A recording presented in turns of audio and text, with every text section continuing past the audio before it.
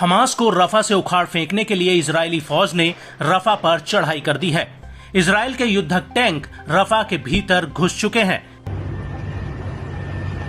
IDF लगातार रफा में Hamas के ठिकानों पर बमबारी करती हुई आगे बढ़ रही है।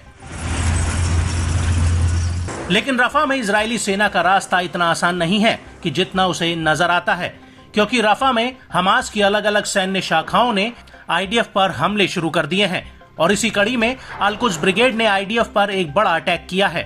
यह हमला अल-शोका के पास हुआ है, जो पूर्वी रफा में है। अल-कुद्स ने यहां पर आईडीएफ के ऊपर 107 mm रॉकेट्स और कई 120 mm वाले मोर्टार गोले दागे हैं।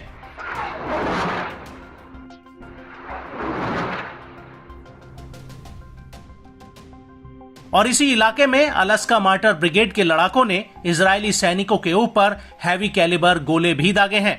वहीं अल-कासिम ब्रिगेड ने तो इजरायली सैनिकों के जमावड़े पर 114 mm रजूम रॉकेट फायर किए हैं। यह हमला भी पूर्वी रफा में हुआ है। इसके अलावा अल-कासिम ब्रिगेड ने कई रॉकेट लॉन्चर से इजरायली सैनिकों पर करेम अबू सलेम मिलिट्री साइट में हमला किया है।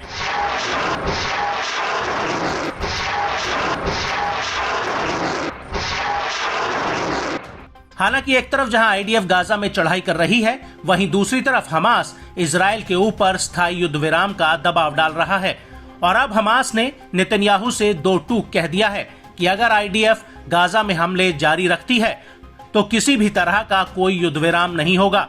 इसको लेकर हमास के अधिकारी ओसामा हमदान ने एक प्रेस कॉन्फ्रेंस भी की, जिसमें उन्होंने कहा कि अगर आईडीएफ रफा में हमले जारी रखती है तो हमास के लिए इसका जवाब देना जरूरी हो जाएगा।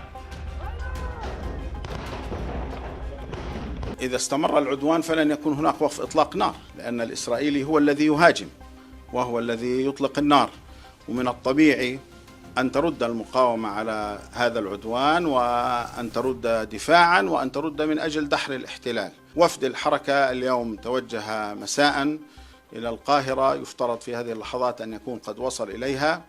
الهدف هو تأكيد على استمرار عملية التفاوض أو استمرار العملية السياسية من أجل إلزام الإسرائيلي بالموافقة على هذا الاتفاق ووضع الترتيبات العملية لذلك.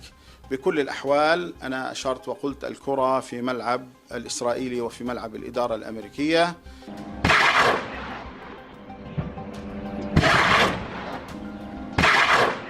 आईडीएफ पर हमले जारी रखते हुए अल-कासिम के अलावा डीएफएलपी ने भी इजरायली सेना पर रफा बॉर्डर क्रॉसिंग के पास कई रॉकेट्स फायर कर दिए।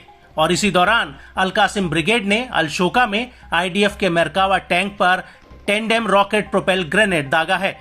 बड़ी बात यह है कि इस हमले में इजरायल का मेरकावा टैंक पूरी तरह से नष्ट हो गया और इस टैंक का चालक दल जब हमले से बचने के लिए बिल्डिंग की तरफ भागने लगा तो अल-कासिम ने उन पर भी हमला बोल दिया।